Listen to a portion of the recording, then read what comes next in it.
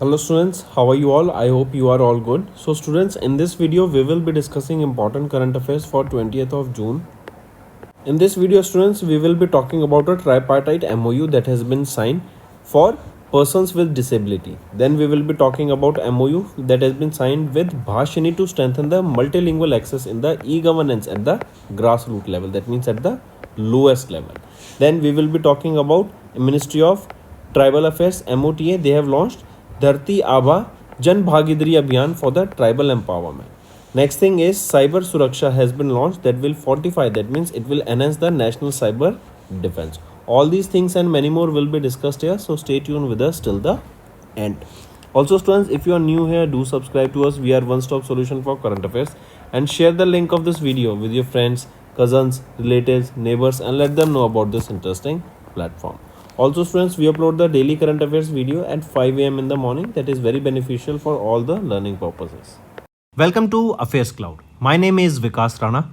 We are one-stop solution for current affairs. You can find Crack Current Affairs course on our application exclusively for current affairs, where you will get daily, weekly, monthly content on regular basis. Use the code Vikas10 and get 10% additional discount while purchasing the course. Also students, follow us on Telegram and Instagram. The link for the same are mentioned in our description. This video has both English and Hindi. The first part is English and second part is Hindi. Timestamps are mentioned in the description below.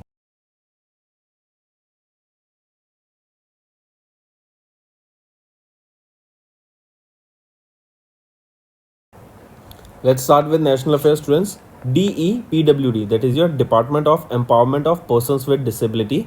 NIOS, that is your National Institute of Open Schooling, and NCERT, National Council of Educational Research and Training, have signed a tripartite MOU that will enhance or advance the inclusive educations for the persons with disability. Right, this will create a strong framework for the inclusive education for the persons with disability.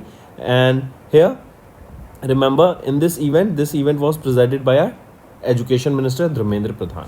Here you can see DEPWD, NIOS, and NCERT. They have signed this tripartite MOU. Apart from this, here there will be certain responsibilities. For example, NIOS will designate special school funds by NGO under the Deen Dayal Disabled Rehabilitation Scheme as specialized accredited institution for education of disabled students. Right, so special fund will be allocated here. If we talk about NCERT, NCERT will review the curriculum, right, and also the textbooks that has been launched to enhance the standards of NEP 2020. If we talk about NCERT, can you tell me who is the director of NCERT? Dinesh Prasad Saklani, headquartered in New Delhi. Right, so coming back, if we talk about this news, and tripartite MOU has been signed that will enhance the inclusive education for the persons with disability. That means inclusive education means in the normal schools also proper facilities will be provided for the persons with disability. Moving on, next is MOPR, that is your Ministry of Panchayati Raj, has signed a memorandum of understanding with Bhashini that will strengthen the multilingual access in the e-governance at the grassroots level, that is at the lowest levels. Right, we know Bhashini, it helps to provide the multilingual support with the help of artificial intelligence. Right, and Ministry of Panchayati Raj has signed this MOU, and with this you will be seeing this multilingual support will be provided to the e-Gram Swaraj that will allow elected representatives, rural functionaries, and the citizens in the rural Indias to interact with the governance systems in their local language. Hence, it will support the multilingualism. Correct? Take a note of this. Apart from this, remember, Government of Mizoram has also signed a memorandum of understanding with Digital India Bhashini division that comes under MEITY that will promote multilingualism in Mizoram. Moving on students, next, here you can see Mizoram also signed this MOU with Bhashini for multilingual governance. Next is MOTA, that is Ministry of Tribal Affairs, has launched Dharti Abba Jan Bhagidari Abhiyan. This is basically the largest benefit saturation campaign in the tribal region that is aimed at inclusive development and tribal empowerment. This campaign rolled out from 15th to 30th of June and it spans over 549 tribal dominated districts. Correct? So this is your Ministry of Tribal Affairs that has launched Dharti Abba Jan Bhagidari Abhiyan for the tribal empowerment. Right, students? So take a note of this. Next, DCA. What is DCA? DCA is your Defense Cyber Agency, right? It is New Delhi based and they have launched Cyber Suraksha that will fortify the national cyber defense. That means this will be launched in multi-phase and it will provide national level cyber security exercise slated to continue until 27th of June 2025. This will enhance cyber resilience and here various training modules will be provided under this. Evaluation exercise will be there. Leadership oriented sessions will be there. And also this exercise will provide hands-on experience to the challenges that will promote secure practices in cyber security. Moving on, next is Skytrax 2025 World Airline Awards were presented and Qatar has retained the world's best airline and Indigo named as the best airline in India and South Asia. I repeat, students, Qatar Airways, they have retained the world's best airline for 2025 and they have won this title for the 9th time. This award was released by Skytrax. Skytrax World Airline Awards 2025. Right, this was held where? It was held at Paris Air Show, that is in France. Correct? So Qatar Airways. Next thing, remember, Singapore Airlines secured the second position, followed by Cathay Pacific Airways. And Indigo, that is India's largest airline by market cap, has been named as the best airline as well as the best low-cost airline in the South Asia region for 2025. And it also secured the third position among the low-cost airlines. Right, here you can see Qatar Airways first, Singapore Airlines second, Cathay Pacific Airways third, and Emirates on the fourth position. Right, similarly, if we talk about the airlines in Southeast Asia, South Asia, it is Indigo that secured the top position. Then Air India was on the second position, Sri Lankan Airlines on the third, Akasa Air on the fourth, and SpiceJet on the fifth position. Moving on, US News and World Report 2025 global rankings were released and Harvard has topped the position here and IISc Bangalore secured the top position among the Indian universities. So we are talking about the global ranking, right? This is the 11th edition of the best global university rankings that has been recently released and it is Harvard University that has secured the top position globally, followed by MIT on the second position. If we talk about from India, here you can see it is IISc Bangalore that secured the top position among India, right? Then if we talk about Asian universities, in Asia who secured the top position, Tsinghua University of China secured the top position, but globally it is on 11th position. Then National University of Singapore, it secured second position in the Asian region, but it was 20th globally. Then Peking University of China, third position in Asia, but 25th position globally. Right, if we talk about Indian university students, so remember for Indian universities, IISc Bangalore, it secured 181st position in Asia and globally if we see, it was at the 633rd position. IIT Madras, 185th position in the Asia and 641 position globally. Right, so take a note of these. Right, so these are your which rankings? These are your global ranking of universities. Right, take a note of these. These are the best global university rankings. And it is, if asked which is the country that is having the maximum number of universities in this list, it is China with the maximum list 397 universities and India 118, USA 280 universities. Moving on, students, WMO recognizes 20 new Sentinel stations to preserve the climate data and global memory.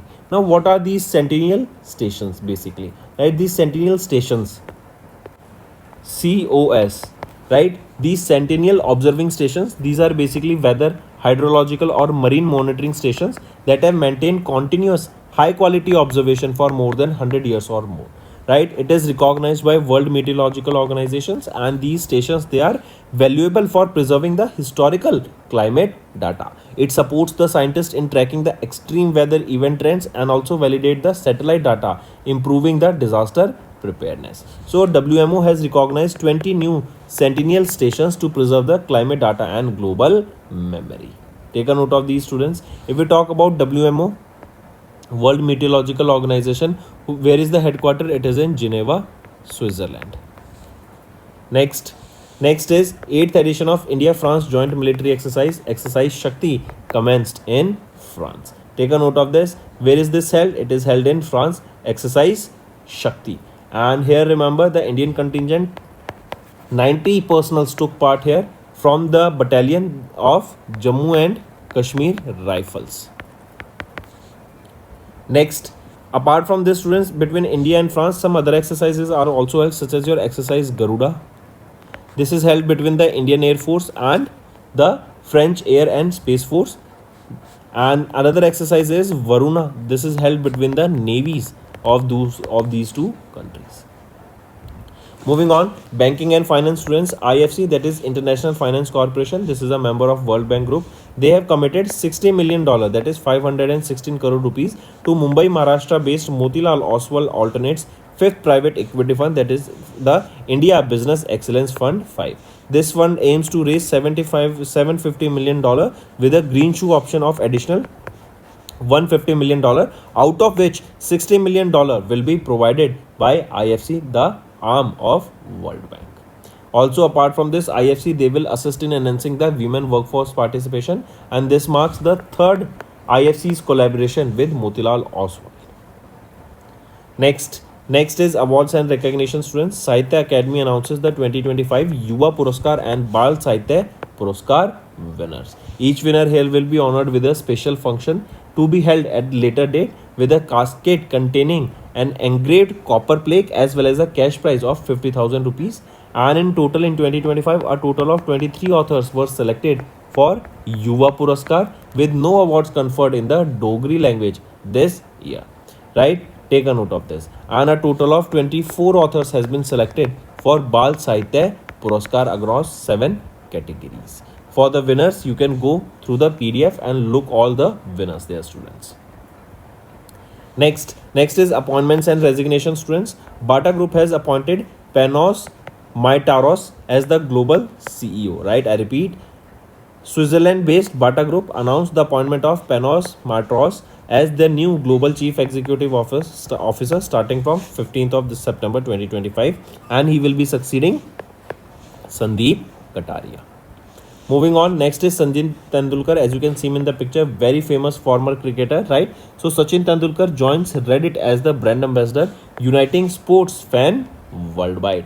Right? Take a note of this. So Reddit Incorporation, this is a USA based social media platform, and it has announced Sachin Tendulkar as their brand ambassador. This will enhance the Reddit's engagement with digital sports communities.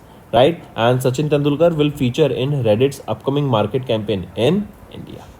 He has been honored with Padma Shri Award in 1999, Padma Vibhushan in 2008. Right? Take a note of this. Moving on, students, to science and technology. Indian Navy inducts the first indigenous anti-submarine warfare INS Arnala. Correct? This is your anti-submarine warfare shallow watercraft warship. Correct? And it has been recently inducted at the Naval Dockyard in Visakhapatnam, Andhra Pradesh. And this INS Arnala, it is first in the series of the 16 anti-submarine warship shallow warcraft that will be built by Garden Region Shipbuilders and Engineers Limited. Correct? Take a note of this. Moving on, students. Padma Shri awardee and environmentalist Maruti Chitampalli, right, as you can see him in the picture, has recently passed away at the age of 93. Right? He was famously known by the name Aranya Rishi. That is the forest sage who recently passed away. Correct? And he served as the Maharashtra Forest Department for 36 years and retired as the Deputy Chief Conservator of the Forest in Maharashtra. He has been honored with Padma Shri in 2025. Correct?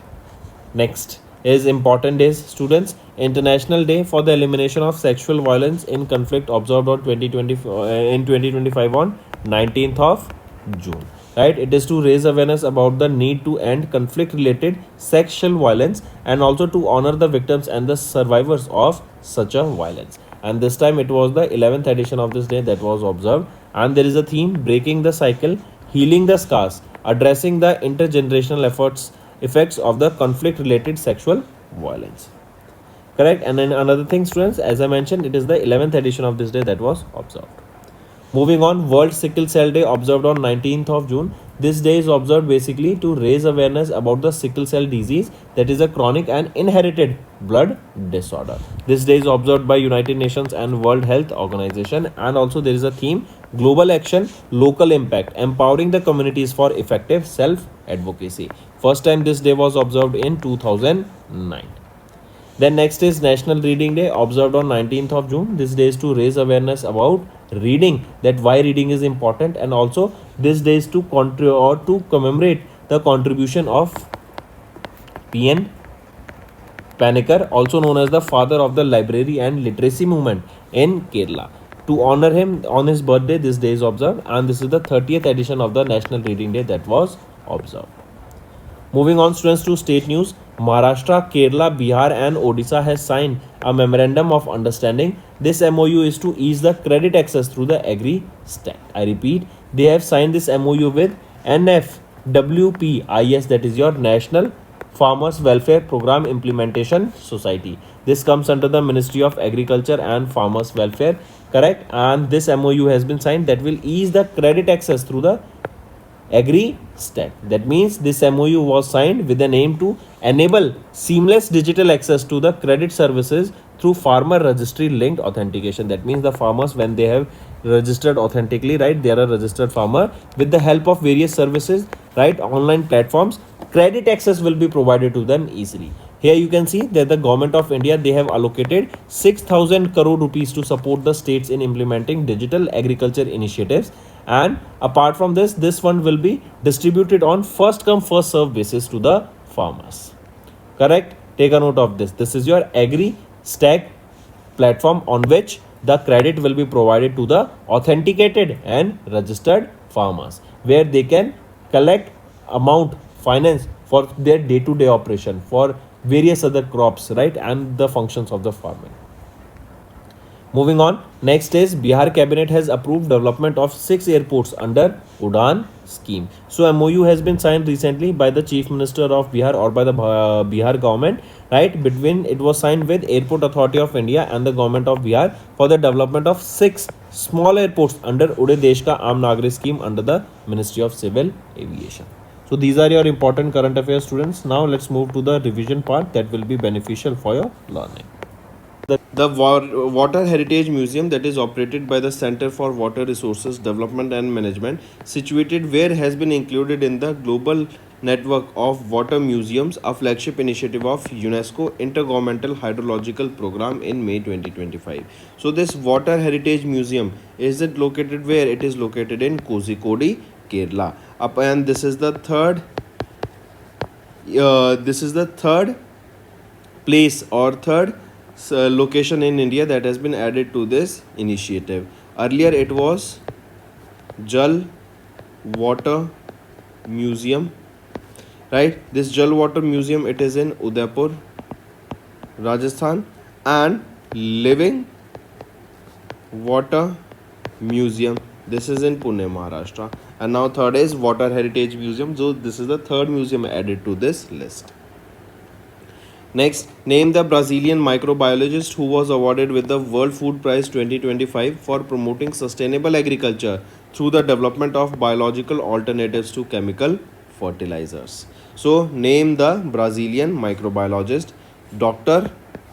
Mariangela Hungria, right? She will be officially receive this award at the World Food Prize Borlaug Dialogue International Symposium that will be held in October 2025, and with a monetary prize of $500,000. She became the 10th woman to be honored with this World Food Prize.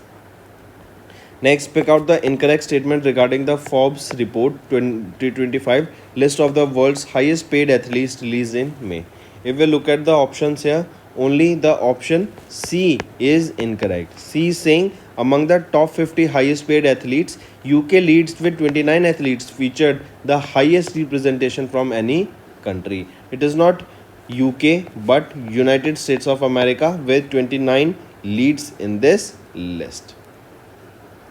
Next, President of President of India, Draupadi Murmu ma'am, she was conferred with the 58th Gyanpith Award on Jagadguru Ram Bhadracharya at an event held in Delhi for his contribution to literature in the field of what language? In Sanskrit, right? So this was 58th Gyanpith Award given to Jagadguru Ram Bhadracharya for his contribution to literature in Sanskrit.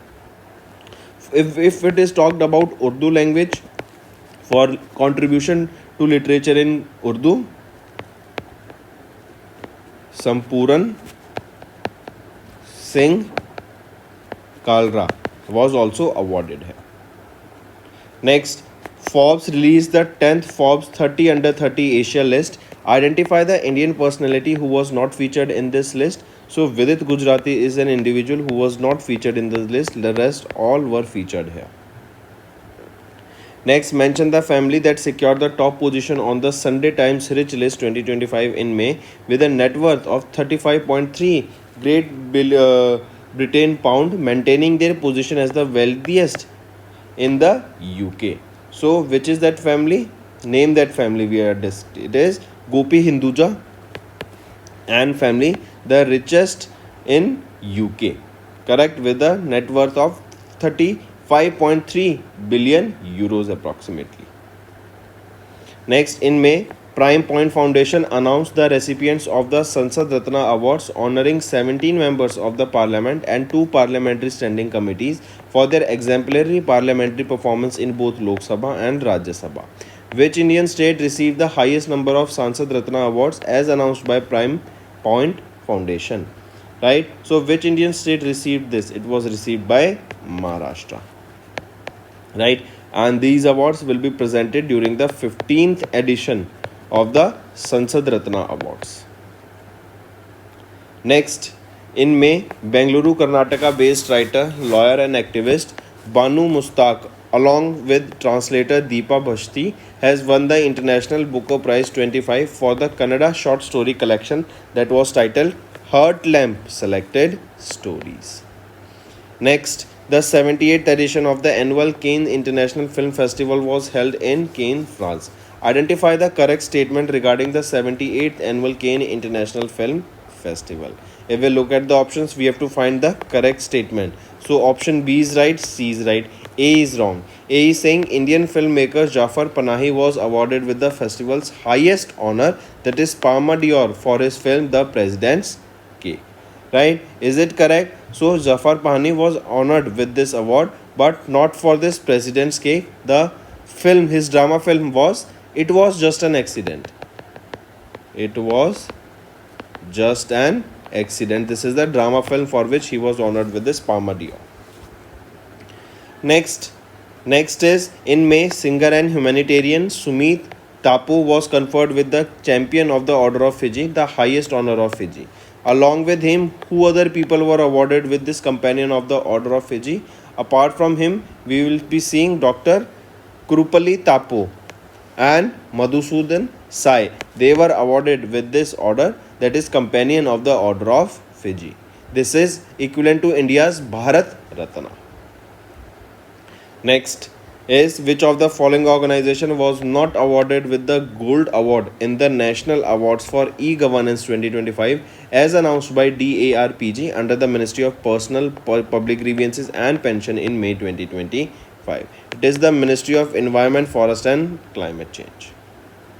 Next, identify the person who was conferred with the Asian Athletics Leadership Gold Pin by Asian Athletics Association for his contribution to the development and leadership of athletics across the Asian continent. So, Dr. Adil J. Sumairwala, right? He is the person who was conferred with the Asian Athletics Gold Leadership Award.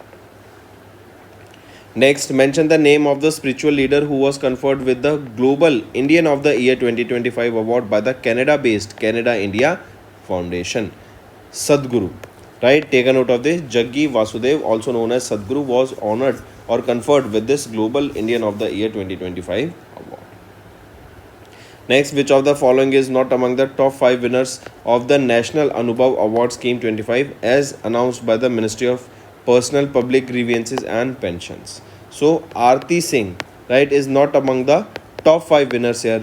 Hukum Singh Meena, Shalini Kekar, M Venkateshan, Saju PK, right, these are the winners here, right? And one more is O Virupaksha. According to the special 2025 special 301 report released by United States Trade Representative, India को place किया गया on the priority watch list due to the insufficient protection of the intellectual property rights, right? मतलब कि यहाँ से जो भी priority watch list पे है, यहाँ पे जो भी हम आईपी राइट्स होंगे हमारे, राइट, उनको हम चेक करेंगे, उन पे नज़र रखी जाएगी, करेक्ट, एंड उसको मॉनिटर किया जाएगा. ऑल्सो यहाँ पे इस रिपोर्ट बताती है कि जो तुर्कमेनिस्तान है, राइट, उसको इस लिस्ट से रिमूव कर दिया गया था. Moving on, United Nation Development Programme जिसका हेडक्वार्टर न्यूयॉर्क यूएसए में है, इनके द्वारा ह्यूमन डेवलपमेंट रिपोर्ट रिलीज की गई, a matter of choice, people and possibilities in the age of artificial intelligence. यहाँ पे इंडिया की रैंक पूछी गई है 2023 की in the human development index. क्या रहेगी? इंडिया 130वें पोजीशन पे आ जाता है इन दिस इंडेक्स. आइसलैंड ने फर्स्ट पोजीशन यहाँ पे सिक्योर करी. आइसलैंड के बाद नॉर्वे, देन स्विट्जरलैंड, फिर डेनमार्क, फिर जर्मनी, एंड इंडिया 130वें पोजीशन पर आता है. नेक्स्ट आ जाते हैं किसने टॉप किया among the developed and emerging economies in terms of both manufacturing and service activity as per the latest purchasing managers index report, जो कि रिलीज की गई जेपी मॉर्गन के द्वारा अभी रिसेंटली. तो हमारी इंडिया ने यहाँ पे टॉप किया among the developed and emerging economies in terms of both manufacturing and services में हम बहुत अच्छा परफॉर्म कर रहे हैं वर्ल्ड स्केल पे. Next, which of the following state is not among the top 5 Indian states with the highest GST collection for FY25 as per the data? तो waste Bengal यहाँ पर top is not among the top 5. Top 5 देखें तो महाराष्ट्र, फिर कर्नाटका, उसके बाद गुजरात, फिर Tamil Nadu, and फिर आ जाता है fifth UP. Next, who launched the report on India's priority corridors for zero emission trucking in May aimed at promoting cleaner and sustainable freight movement. तो अजय कुमार सूद, इनके द्वारा ये रिपोर्ट रिलीज की गई इंडिया की प्रायोरिटी कॉरिडोर्स पे for zero emission trucking. Next आ जाते हैं according to the Global report on Internal Displacement 2025 released by the Internal Displacement Monitoring Centre and Norwegian Refugee Council. What was the total number of internal displaced reported in India 2024? मतलब internally displace मतलब India के अंदर ही लोग एक जगह से दूसरी जगह डिस्प्लेस हुए किसी भी रीज़न से. तो इंटरनली डिस्प्लेस लोगों का डाटा क्या है इंडिया में? वो है 5.4 मिलियन लोग इंटरनली डिस्प्लेस हुए इंडिया में. नेक्स्ट, आइडेंटिफाई द ऑर्गेनाइजेशन जिसने रिलीज किया 23वां annual South Asia press freedom reports को इन में on behalf of the South Asia Media Solidarity Network, right? तो आइडेंटिफाई करो उस ऑर्गेनाइजेशन को, वो है International Federation of Journalists. Next, Small Industries Development Bank of India SIDBI, इन्होंने रिलीज की एक report understanding the Indian MSME sector, progress and challenges about Indian MSME sector based on survey of 2097 MSMEs across 9 sectors in manufacturing, service and trading. Question पूछा गया according to the report MSME contribution to India's total export ये steadily grow कर गया reaching 43.59 in FY23, 45.73% in FY24 and FY25 में बढ़ के कितना हो गया 45.79%. मार्जिनल इंक्रीज देखेंगे आप FY24 और FY23 में. Next, according to the Kantar brands 2025 की world most valuable global brands report, which of the following companies was not among the Indian brands featured in the top 100 most valuable global brands? तो यहाँ पे विप्रो यहाँ पर इसमें listed नहीं है, right? TCS की अगर हम रैंक देखें 45, HDFC बैंक की बात करें तो 56, एयरटेल की बात करें तो 66 and Infosys 73. Next, according to the Organization of the Petroleum Exporting Countries OPEC, जो monthly oil market report release की गई है उसके हिसाब से इंडिया की जो ऑयल डिमांड है 2025 के लिए it is projected around 5.74 billion barrels per day, right? That is इतने barrels per day, not million barrels per day. 5.74 million barrels per day की यहाँ पे प्रोजेक्शन लाई गई है. नेक्स्ट है United Nations Food and Agriculture Organisation, जो UN का आर्म है, इनके द्वारा एक रिपोर्ट रिलीज की गई 2025 की global report on food crisis, जो हाईलाइट करती है 259.3 million people across 53 countries and territories they are acute food insecurity in 2024, मतलब काफ़ी फूड इनसिक्योरिटी, फूड की कमी देखने को मिली थी। क्वेश्चन है किस initiative is responsible for publishing this report, तो ये है आपका global network against food crisis, ये इनिशिएटिव है जिनके द्वारा ये रिपोर्ट रिलीज की गई कि काफ़ी ज़्यादा फूड इनसिक्योरिटी हमें देखने को मिली थी 2024 में। Next, name the Indian airport that rank 9th globally in the top 10 busiest airport by passenger traffic. ये रिपोर्ट आपकी एयरपोर्ट काउंसिल इंटरनेशनल के द्वारा रिलीज की गई थी इन मई 2024। तो Indira Gandhi international airport, IGI airport जो कि दिल्ली में है, राइट, इनकी रैंक रही 9th on the top 10 busiest airport. Jackson Atlanta airport आपका फर्स्ट पोजिशन पे रहा। Next, which of the following Indian personalities ये फीचर कर रहे हैं in the Time magazine's inaugural Time 100 most influential people in philanthropy 2025 की list, मतलब ये पहला एडिशन है, इनॉग्रल एडिशन मीन्स, राइट। तो किन्होंने इस लिस्ट में यहाँ पे फीचर किया, right, who were featured in the times magazines list, तो यहाँ पे निखिल, मुकेश अंबानी, नीता अंबानी, निखिल कामत, अजीम प्रेमजी, चारों इस लिस्ट में थे। एंड मुकेश अंबानी या नीता अंबानी ये टाइटन कैटेगरी में यहाँ पे लिस्ट किए गए। निखिल कामत यहाँ पे one of the youngest individuals थे जो इस लिस्ट में आए। Next, as per the global forest watch data released in May, India lost around how many hectares of primary forest, तो इंडिया ने लूज किया 18,200 हेक्टेयर्स ऑफ प्राइमरी फॉरेस्ट 2024 में। Next, according to the World Wealthiest Cities Report 2025 by Henley and Partners, what is the global ranking of Mumbai Maharashtra based on the number of millionaires, तो 27th position पे आ जाती है आपकी Mumbai Maharashtra based on the number of millionaires. ठीक, 51,000 millionaires हमें यहाँ पे देखने को मिलते हैं, मोर देन 51,000 मिलियनर्स। एंड अगर मैं बिलियनर्स की बात करूँ तो 25 बिलियनर्स देखने को मिलते हैं।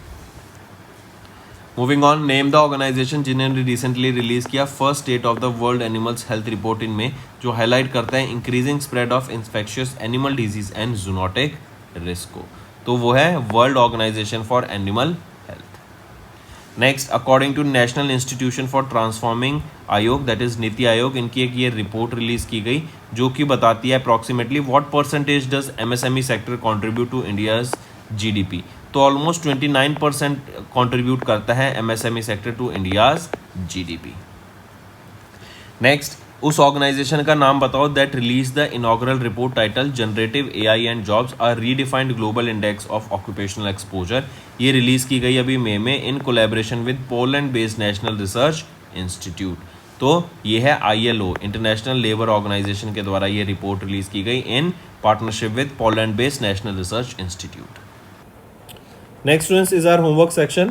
First question is, tell me the total number of Ramsar sites in India and the country with the maximum number of Ramsar sites and the latest edition of Ramsar site in India. Then second question, Swaril, why this application was launched and it was launched by whom? Third question, which is India's first state or countries, India's first state with first AI university. India's first AI university will be set up where? Fourth question, tell me recently Hajj Suvidha app, why was this launched and it was launched by whom? And fifth question, first biodiversity heritage site is located where and why it was set up. So these are your 5 homework questions, students, and I need to see maximum participation from all the students watching this video. Hello everyone, कैसे हैं आप सब? I hope आप सब अच्छे हैं। तो दोस्तों, आज की वीडियो में हम 20 जून के इंपॉर्टेंट करंट अफेयर्स डिस्कस करेंगे। काफ़ी कुछ सीखने को मिलेगा, तो एंड तक बने रहिएगा। हम एक एमओयू की बात करेंगे जो कि DEPWD, NIOS एंड NCERT के द्वारा साइन किया गया। देन दूसरे एमओयू की बात करेंगे जो कि Bhashini and ministry of Panchayati Raj के बीच में साइन किया गया। Then Ministry of Tribal Affairs ने अभी धरती अब्बा जन भागीदारी अभियान को लॉन्च किया for tribal empowerment and cyber सुरक्षा के बारे में हम डिस्कस करेंगे, जो कि साइबर डिफेंस को एनहेंस करने का काम करेगा। इसके अलावा काफ़ी और न्यूज़ आज की वीडियो में डिस्कस करेंगे। स्टूडेंट्स, एंड तक बने रहिएगा, काफ़ी कुछ आपको यहाँ पे सीखने को मिलेगा। अगर आप नए जुड़े हैं तो सब्सक्राइब करना मत भूलिएगा। We are one stop solution for current affairs, and share कर दो इस वीडियो को अपने फ्रेंड्स, कजन्स, रिलेटिव्स, नेबर्स सभी के साथ, and let them know about this interesting platform. Welcome to Affairs Cloud. My name is Vikas Rana. We are one-stop solution for current affairs. You can find Crack Current Affairs course on our application exclusively for current affairs, where you will get daily, weekly, monthly content on regular basis. Use the code Vikas10 and get 10% additional discount while purchasing the course. Also, students, follow us on Telegram and Instagram. The link for the same are mentioned in our description. This video has both English and Hindi. The first part is English and second part is Hindi. Timestamps are mentioned in the description below.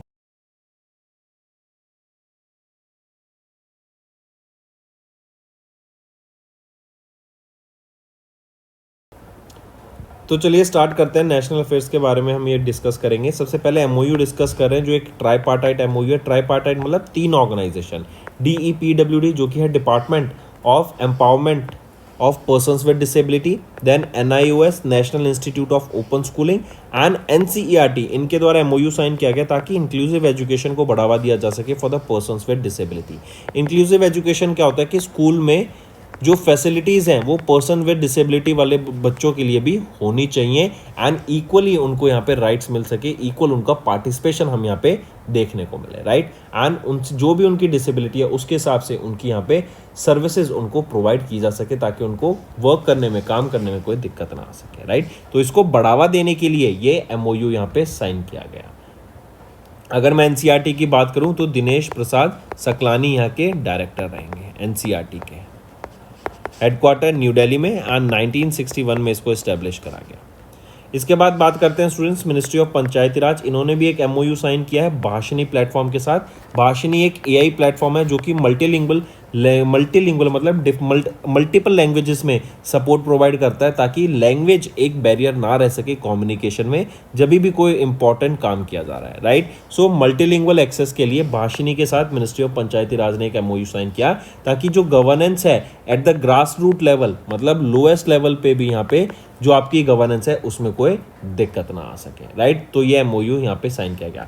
इसी के अलावा students एक और चीज़ याद रखेंगे, एक MOU sign किया गया मिनिस्ट्री ऑफ पंचायती राज ने ही ताकि ई ग्राम स्वराज, ये एक इनका प्लेटफॉर्म है जहाँ पर हम देखेंगे रूरल इंडिया के जो लोग हैं वो इससे इंटरेक्ट कर सकते हैं, अपनी लोकल लैंग्वेज में इंटरेक्ट कर सकेंगे मल्टीलिंगुअल सपोर्ट के साथ। चलिए फिर बात करते हैं मिजोरम। इन्होंने एक एमओयू साइन किया भाषिनी के साथ फॉर मल्टीलिंगुअल गवर्नेंस। तो मिजोरम स्टेट ने भी एमओयू साइन किया है, राइट, ताकि जो आपकी मल्टीलिंगुअल सपोर्ट है वो यहाँ पे लोगों तक पहुंच सके।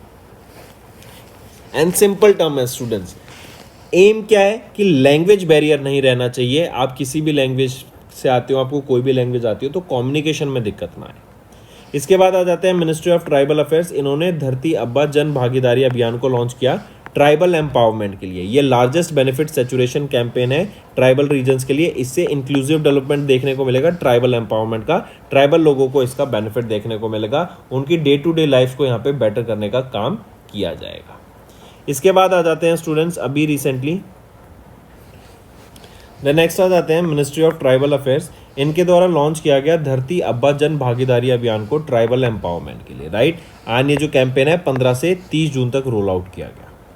इसके बाद आ जाते हैं DCA, ये है डिफेंस साइबर एजेंसी। ये हम डिस्कस कर चुके थे, फिर से एक बार रिवाइज किया है।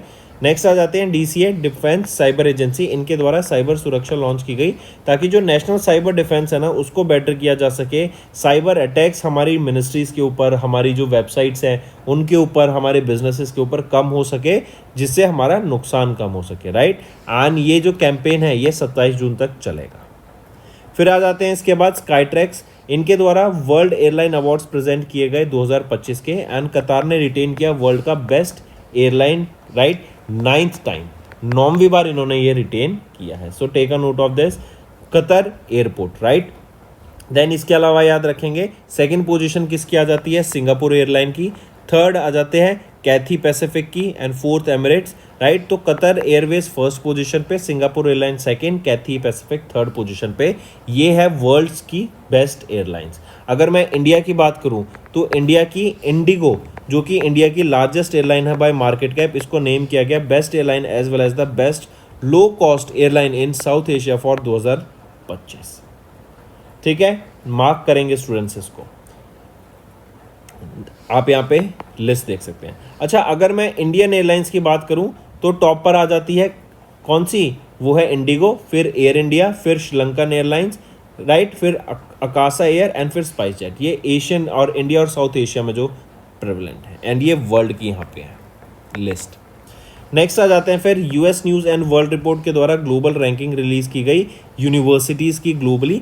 हार्वर्ड ने यहाँ पे टॉप किया है इन दिस इंडेक्स। सेकंड पे एमआईटी आ जाता है, राइट। फिर इसके अलावा अगर देखें इंडिया की यूनिवर्सिटीज़, इंडिया की कौन सी यूनिवर्सिटीज़ हैं इस लिस्ट में और उनकी रैंक क्या आ जाती हैं। जैसे अगर हम देखें तो IISc बेंगलोर, राइट, ये ग्लोबली 633rd पोजीशन पे है, राइट, इंडिया में फर्स्ट पोजीशन पे।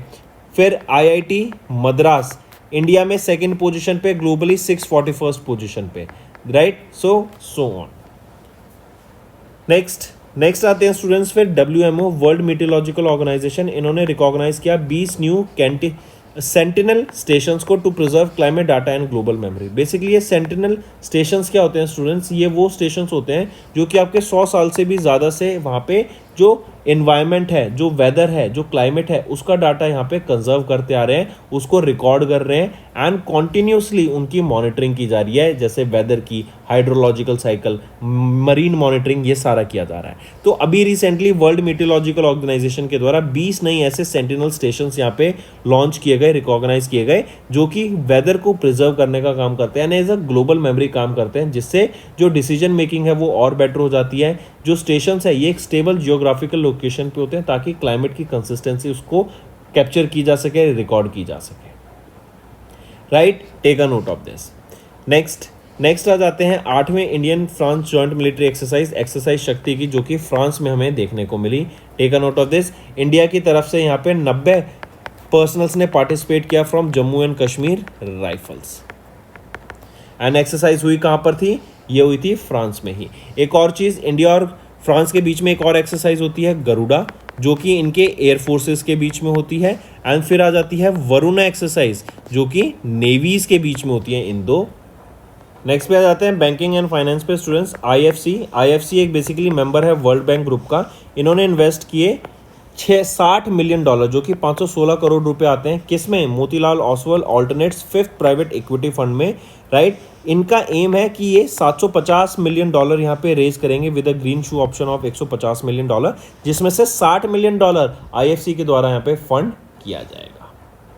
इसके बाद बात करते हैं अवार्ड्स एंड रिकॉग्निशन की। साहित्य अकेडमी ने अनाउंस किया 2025 का युवा पुरस्कार एंड बाल साहित्य पुरस्कार विनर्स को, राइट। मिनिस्ट्री ऑफ कल्चर के द्वारा यहाँ पे प्रोवाइड किया जाता है, राइट, प्रमोट किया जाता है, एंड यहाँ पर हम देखेंगे हर विनर को 50,000 रुपये दिए जाएंगे। विनर्स की लिस्ट आप PDF में देख सकते हैं स्टूडेंट्स, हमारी गो थ्रू देम। अगर युवा पुरस्कार की बात करें तो 23 ऑथर्स को युवा पुरस्कार से सम्मानित किया गया, राइट। डोगरी लैंग्वेज को यहाँ पे एक्सक्लूड किया गया इस बार, ये याद रखेंगे। एंड बाल साहित्य पुरस्कार विनर्स की बात करें तो 24 ऑथर्स को यहाँ पे सम्मानित करा गया। नेक्स्ट आ जाते हैं फिर अपॉइंटमेंट्स एंड रेजिग्नेशन पे। बाटा ग्रुप ने अपॉइंट किया पेनोस माइट्रॉस को as the global chief executive officer for Bata, ये संदीप कटारिया को सक्सीड करेंगे। इसके बाद आ जाते हैं सचिन तेंदुलकर, काफ़ी फेमस फॉर्मर क्रिकेटर हैं, इंडियन क्रिकेटर। इनको रेडिट, ये आपका एक कम्युनिटी प्लेटफॉर्म है, जहाँ पर एक सोशल मीडिया प्लेटफॉर्म है, जहाँ पर आप अपनी क्वेरीज डाल सकते हैं, क्वेश्चन डाल सकते हैं, लोग उस पर रिवर्ट करते हैं, राइट। तो रेडिट के ब्रांड एम्बेसडर अपॉइंट किए गए हैं Sachin Tendulkar, and world wide जो स्पोर्ट एंथुजियास्ट है, फैंस हैं, उनको यहाँ पे कम्युनिटी को साथ लाने का ये काम करेंगे। एंड फर्दर आगे हम देखेंगे कि जो इंडिया में कैंपेन होगा रेडिट का, उसको प्रमोट करने का भी ये काम करेंगे। नेक्स्ट पे आ जाते हैं साइंस एंड टेक पे स्टूडेंट्स। इंडियन नेवी ने इंडक्ट किया पहला indigenous anti submarine warfare shallow watercraft INS Arnala को। Take a note of this. Naval dockyard Visakhapatnam Andhra Pradesh में इसको इंडक्ट किया जाएगा। Garden reach ship builders and engineers limited के द्वारा इसको बनाया गया है। पब्लिक प्राइवेट पार्टनरशिप के अंडर इसको बनाया जाएगा। मई 2025 में इसको डिलीवर किया गया है, राइट। एंड अरनाला फोर्ट के नाम के बिहाफ पे इसको रखा गया है। इसका नाम 77 मीटर्स इसकी लेंथ रहेगी, एंड ये लार्जेस्ट इंडियन नेवल वॉरशिप है जिसको प्रोपेल किया जाएगा diesel engine water jet combination के द्वारा। एंड GRSC के द्वारा इसको बनाया गया है। GRSC के चेयरमैन एंड मैनेजिंग डायरेक्टर कौन है? PR हरी। इसके बाद आ जाते हैं Padma Shri awardee and environmentalist Maruti Chitampalli, इनका रिसेंटली निधन हो गया। इनको फॉरेस्ट सेज के नाम से जाना जाता है, आर्य ऋषि के नाम से जाना जाता है, एंड इनका भी रिसेंटली निधन हो गया है। पद्माश्री से इनको 2025 अप्रैल में सम्मानित किया गया था। फिर आ जाते हैं इंपॉर्टेंट डेज पे students. International day for the elimination of sexual violence in conflict 2025 19 जून को ऑब्जर्व किया जाता है। एंड सेक्सुअल वायलेंस को ख़त्म करने के लिए एंड जो लोग पीड़ित हैं इससे उसके बारे में अवेयरनेस क्रिएट कराने के लिए डे ऑब्जर्व किया जाता है। 11वां एडिशन ऑब्जर्व किया गया इस बार का, और इसकी एक थीम याद रखेंगे, breaking the cycle, healing the scars, addressing the intergenerational effects of conflict related sexual violence. फिर आ जाते हैं वर्ल्ड सिकल सेल डे, 19 जून को ऑब्जर्व किया जाता है। सिकल सेल के बारे में अवेयरनेस क्रिएट कराने के लिए ये डे ऑब्जर्व किया जाता है, जो कि chronic and inherited blood disorder है। WHO एंड UN के द्वारा इसको ऑब्जर्व किया जाता है। एंड इसकी थीम याद रखेंगे, global action, local impact, empowering communities for effective self advocacy. Next आते हैं फिर नेशनल रीडिंग डे, 19 जून को ऑब्जर्व किया जाता है। इसका भी एम क्या है, रीडिंग के बारे में अवेयरनेस क्रिएट कराने के लिए, एंड रीडिंग क्यों इंपॉर्टेंट है, बचपन से ही रीडिंग को प्रमोट करना चाहिए, उसके बारे में डे ऑब्जर्व किया जाता है। And P.N. पेनिकर, राइट, ये basically father of librarian literacy movement है केरला के, इनके बर्थ एनिवर्सरी पे ये डे ऑब्जर्व किया जाता है। एंड इस बार 30वां एडिशन हमने इसका ऑब्जर्व किया। फिर आ जाते हैं स्टूडेंट्स स्टेट न्यूज़ के ऊपर। महाराष्ट्र, केरला, बिहार एंड ओडिशा, इन्होंने एक MOU साइन किया है NFWPIS के साथ, ताकि एग्रीस्टैक प्लेटफॉर्म के थ्रू जो क्रेडिट है फार्मर्स के लिए वो ईजिली मिल सके। ऑथराइज्ड रजिस्टर्ड जो फार्मर्स हैं उनको ईजिली पैसा मिल सके, फाइनेंस मिल सके through this various applications, through this AgriStack platform, ताकि उनकी जो डे टू डे ऑपरेशंस है फार्मिंग से रिलेटेड, एग्रीकल्चर से रिलेटेड, उसमें कोई दिक्कत ना आ सके, राइट। इसीलिए ये लॉन्च किया गया एंड 6000 करोड़ रुपए की यहाँ पे बेसिकली सपोर्ट प्रोवाइड की गई है सरकार के द्वारा। इसके बाद आ जाते हैं बिहार कैबिनेट, इन्होंने अप्रूव किया डेवलपमेंट ऑफ 6 एयरपोर्ट्स अंडर उड़ान स्कीम। उड़ान क्या है, उड़े देश का आम नागरिक, regional connectivity scheme. And Bihar ने एयरपोर्ट अथॉरिटी ऑफ इंडिया के साथ मिलकर ये MOU साइन किया गया कि 6 स्मॉल एयरपोर्ट्स हम यहाँ पे बनाएंगे। तो दोस्तों ये थे हमारे आज के इंपॉर्टेंट करंट अफेयर्स। अब आ जाते हैं रिवीजन पार्ट पर, आपके और लर्निंग में एनहेंसमेंट होगी। What is India's GDP forecast for the FY26 as predicted by S&P Global Ratings? तो इंडिया की GDP 6.3 प्रोजेक्ट की गई है S&P Global Ratings के द्वारा। Next, mention the state of India in which Tata Consultancy Service Limited partnership with IBM corporation is going to set up India का largest quantum computer at the upcoming Quantum Valley Tech Park. ये Quantum Valley Tech Park कहाँ पे रहेगा, आंध्र प्रदेश में। And Andhra Pradesh की Amaravati city को green hitech city यहाँ पे बनाया जा रहा है। Next, what is the revise GDP growth forecast of India as per the global macro outlook 25-26 released by ratings agencies Moody ratings in May 2025। तो ये भी 6.3 GDP प्रोजेक्ट कर रही है। S&P भी इतना ही प्रोजेक्ट कर रही थी, ये भी इतना ही प्रोजेक्ट कर रही है। नेक्स्ट आ जाते हैं फिर, identify the new name to which CK Birla group rebranded themselves. क्या नाम रखा गया इनका रीब्रांड करके, वो है the CKA Birla group. Next, किस कंपनी ने साइन किया power purchase agreement Rajasthan Rajya Vidyut उत्पादन निगम लिमिटेड के साथ, ताकि 810 मेगावाट का सोलर प्रोजेक्ट को इस्टेब्लिश किया जा सके, जो कि है at the Pugal solar park Bikaner Rajasthan में। तो कंपनी का नाम पूछा गया है तो वो है नेवल लिग्नाइट कॉर्पोरेशन। एंड ये 810 मेगावाट का आपका सोलर पावर प्रोजेक्ट रहेगा।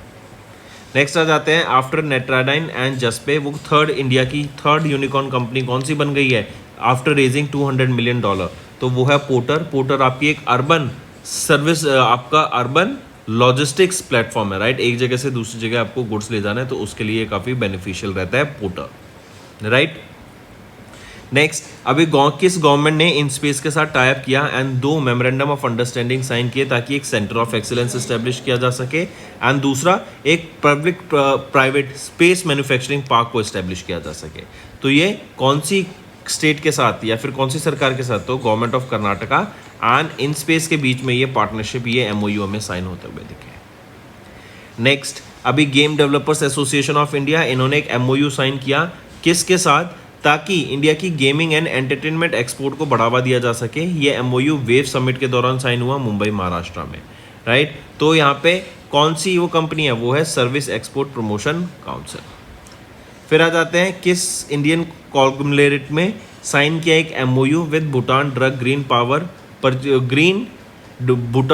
ग्रीन पावर कॉर्पोरेशन के साथ, ताकि जॉइंटली डेवलप किया जा सके 5000 मेगावाट का of hydro power projects in Bhutan. तो वो है अडानी ग्रुप। नेक्स्ट आ जाते हैं, mention the public sector bank that became one of the world's most profitable companies in FY25 with a net profit of $9.2 billion. तो वो है State Bank of India. And इन्होंने अभी एक डिविडेंड भी सरकार को दिया, गवर्नमेंट ऑफ इंडिया को। आप बता सकते हैं कि पर शेयर कितना डिविडेंड आया and total amount of dividend इन्होंने कितना दिया सरकार को।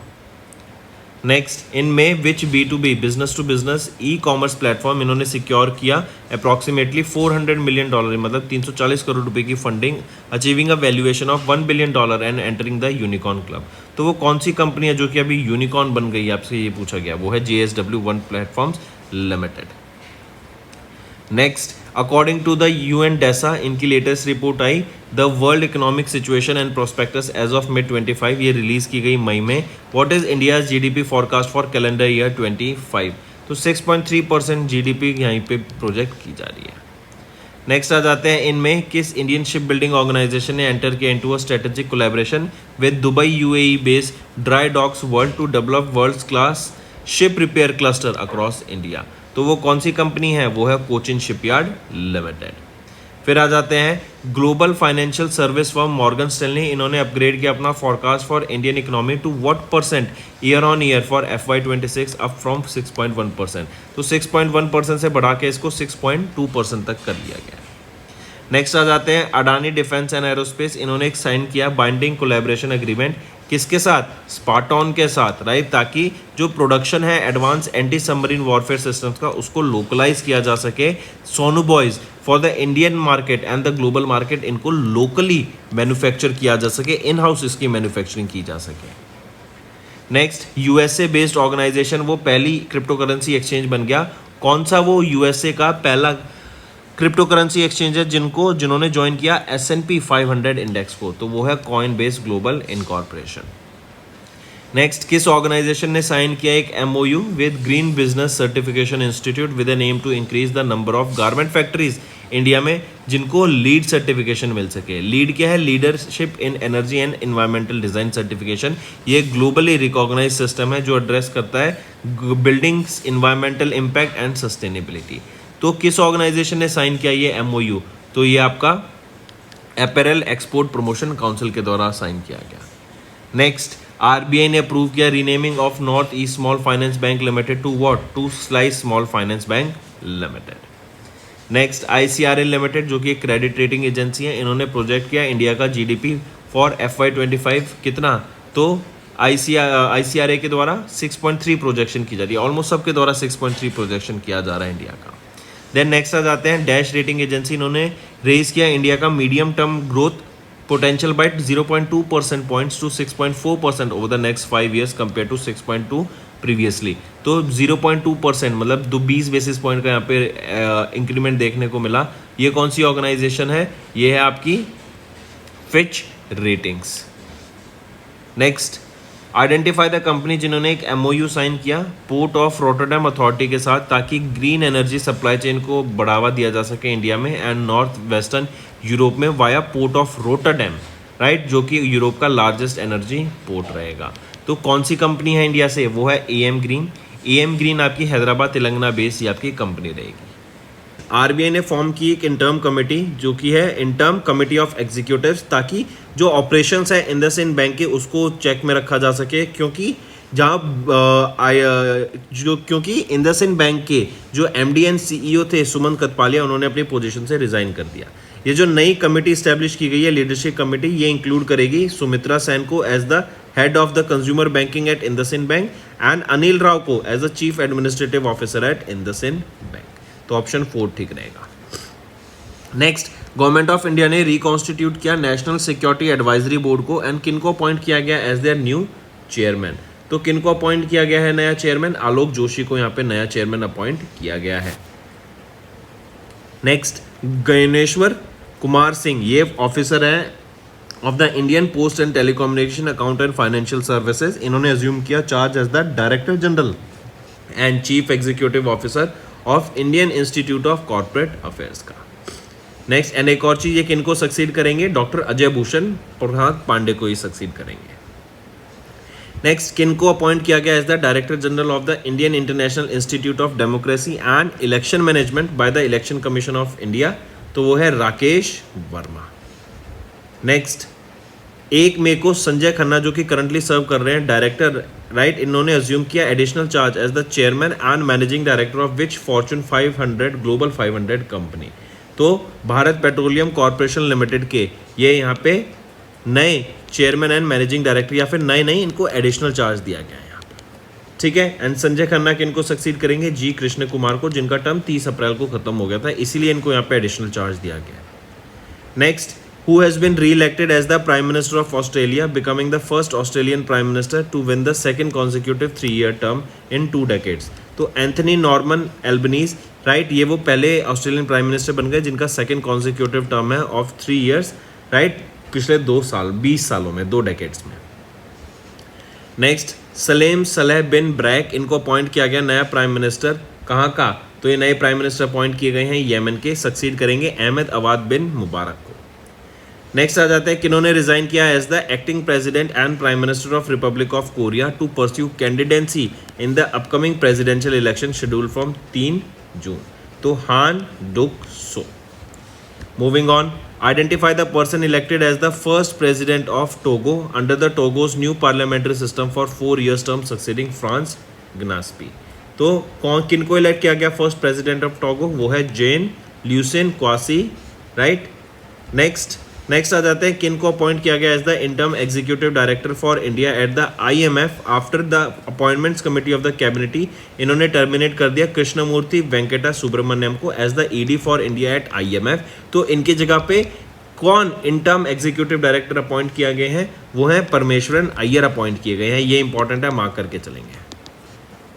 नेक्स्ट आ जाते हैं FSIB, इन्होंने रिकमेंड किया संजय जोशी को for the role of chairman cum managing director at, कहां पर, at the Oriental Insurance Company Limited after the retirement of RR Singh.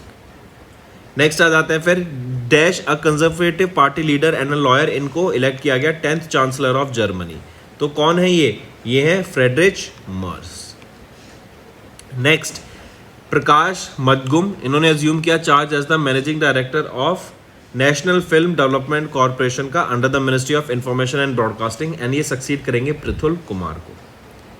Next आ जाते हैं who was reappointed as the chairperson of the Public Accounts Committee of the Parliament of India until April 26 by the Lok Sabha speaker Om Birla.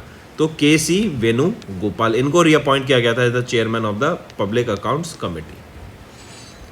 Next, cardinal Robert Francis Prevost, इनको elect किया गया 267th pope of Catholics, and ये succeed करेंगे pope Francis को, इनका भी recently निधन हो गया था। तो किस कंट्री से बिलोंग करते हैं ये कार्डिनल रॉबर्ट फ्रांसिस, तो ये पहले USA के पॉप बने हैं, या फिर पहले पॉप बने जो कि USA से। नेक्स्ट, ACC, इन्होंने अप्रूव किया 1 year extension for him as the director of the central bureau of investigation. तो किनको अपॉइंट किया गया है, वो है प्रवीण सूद को। नेक्स्ट, इनका 1 साल का एक्सटेंशन अप्रूव किया गया है। नेक्स्ट आ जाते हैं identify the person appointed by the chairman of the BRICS chamber of commerce and industry, ताकि जो स्ट्रेंथ नेशंस हैं उनमें स्ट्रेंथन लाई जा सके, टाइज को बढ़ावा दिया जा सके। तो हरवंश P चावला, इनको अपॉइंट किया गया chairman of the BRICS chamber of commerce and industry का। नेक्स्ट, संतोष कुमार सारंगी, इनको एडिशनल चार्ज दिया गया as the chairman and managing director, कहाँ का, solar energy corporation of India का, SECI का, right, take a note of this. ये सक्सीड करेंगे रामेश्वर प्रसाद गुप्ता को, RP गुप्ता को। ये एडिशनल चार्ज है, ये भी याद रखेंगे। फिर आ जाते हैं किनको अपॉइंट किया गया president of Melbourne cricket Club London succeeding Lord King Lothbury. तो एडवर्ड थॉमस स्मिथ को यहाँ पे अपॉइंट किया गया है as the president of MCC cricket club, that is Melbourne cricket club. Next, Ajay Chawla, इनको अप्रूव किया गया, he was approved as the next managing director, कहाँ के, तो टाइटन कंपनी लिमिटेड के ये नए नेक्स्ट मैनेजिंग डायरेक्टर अपॉइंट किए गए, सक्सीड करेंगे CK वेंकटरमन को। Next students is our homework section. First question is tell me the total number of Ramsar sites in India and the country with the maximum number of Ramsar sites and the latest addition of Ramsar site in India. Then second question, Swaril, why this application was launched and it was launched by whom? Third question, which is India's first state or country's Indian country, India's first state with first AI university. India's first AI university will be set up where? Fourth question, tell me recently Hajj Suvidha app. Why was this launched and it was launched by whom? And fifth question, first biodiversity heritage site is located where and why it was set up.